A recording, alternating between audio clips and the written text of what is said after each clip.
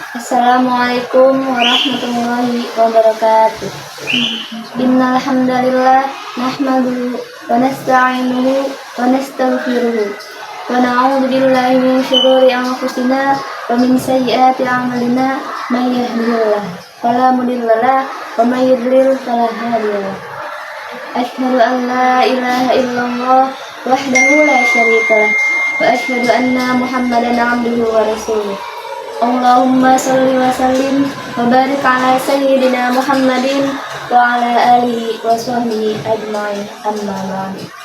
Hadirin yang dimuliakan oleh Allah Subhanahu wa taala, izinkan saya Alfiatuz Zahra yang akan menyampaikan sebuah kultum singkat dengan judul Ikhlas.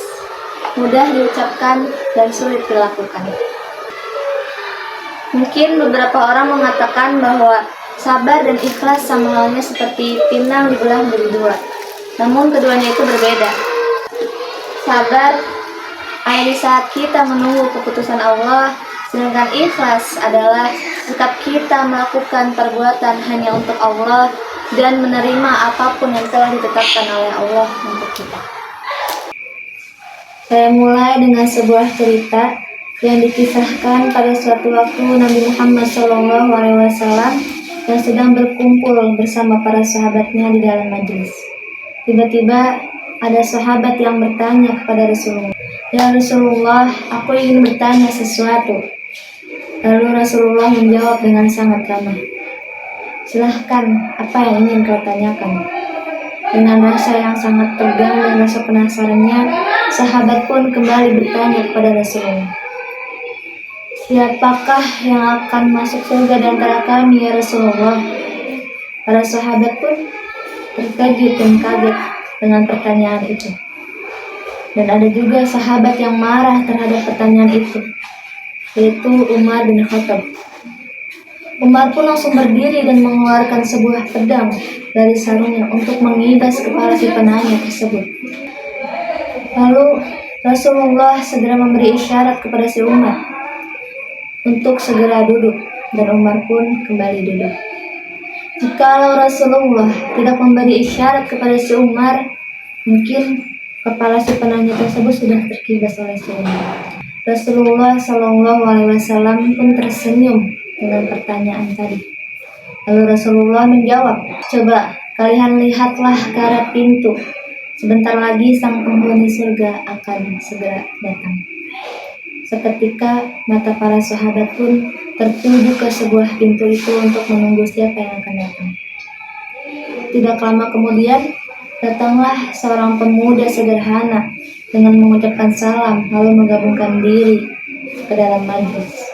Para sahabat pun bingung apa kehebatan dari pemuda ini, karena pemuda ini hanyalah pemuda biasa dan tidak termasuk golongan sahabat dekat Rasulullah. Dengan sabar, mereka menunggu penjelasan Rasulullah. Lalu Rasulullah memberi penjelasan kepada para sahabat-sahabatnya. Setiap gerak-gerik dan langkah dari pemuda ini hanya dia ikhlaskan semata-mata mengharapkan keridhaan Allah. Jadi itulah yang membuat Allah suka dan ridho kepadanya. Allah Subhanahu wa taala berfirman dalam Al-Qur'an surat Al-An'am ayat 162. Qul inna salati wa nusuki wa mahyaya wa mamati lillahi rabbil alamin. Katakanlah Muhammad, sesungguhnya salatku, ibadahku, hidupku dan matiku hanya untuk Allah, Tuhan seluruh alam. Ikhlas adalah intisari dari keimanan seseorang dan kualitas tertinggi kemurnian hati. Di setiap perbuatan, hal yang pertama kali kita tanyakan adalah diri kita sendiri. Alangkah niatnya benar-benar ridho karena Allah atau ada niat lain di belakangnya. Kalau kita melakukan perbuatan hanya niat karena Allah, maka keridhaan Allah yang akan kita dapatkan. Tetapi kalau tidak karena Allah, mungkin hanya akan kekecewaan yang kita dapatkan. Lawan kata dari ikhlas adalah riya. Ria adalah melakukan segala amal perbuatan dengan tujuan agar mendapat pujian dan balasan orang lain. Ria berasal dari bahasa Arab yaitu ra'a yang berarti melihat atau mengatur segala perbuatan yang agar dilihat oleh orang lain. Ria tentunya bukanlah perbuatan yang baik. Bahkan Allah menyamakan orang-orang itu dengan ciri khas orang munafik. Allah Subhanahu wa taala berfirman, "Inna anzalna ilaikal kitaba bil haqqi fa'budillaha mukhlishan lahud-din." Sesungguhnya telah kami turunkan kepadamu kitab suci Al-Quran dengan kebenarannya. Oleh karena itu, beribadahlah kamu kepada Allah dengan keadaan ikhlas baginya. Quran Surat Az-Zumar ayat 2. Dari ayat di atas, bahwa Allah menjelaskan cara beribadah yang paling benar hanya menyembah Allah semata, dengan keikhlasan, bersih dan murni dari pengaruh syirik dan riya. Oleh karena itu, hendaklah kamu beribadah ditunjukkan kepada Allah Subhanahu wa taala, bukan ingin dilihat oleh manusia. Melakukan segala sesuatu dengan penuh keikhlasan memang bukan sesuatu hal yang mudah.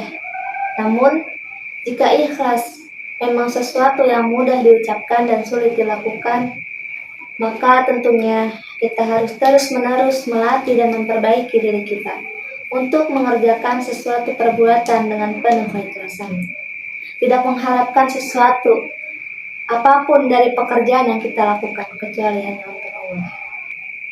Hadirin yang dimuliakan oleh Allah Subhanahu wa taala, hidup dan bergeraknya jasad adalah dengan ruh.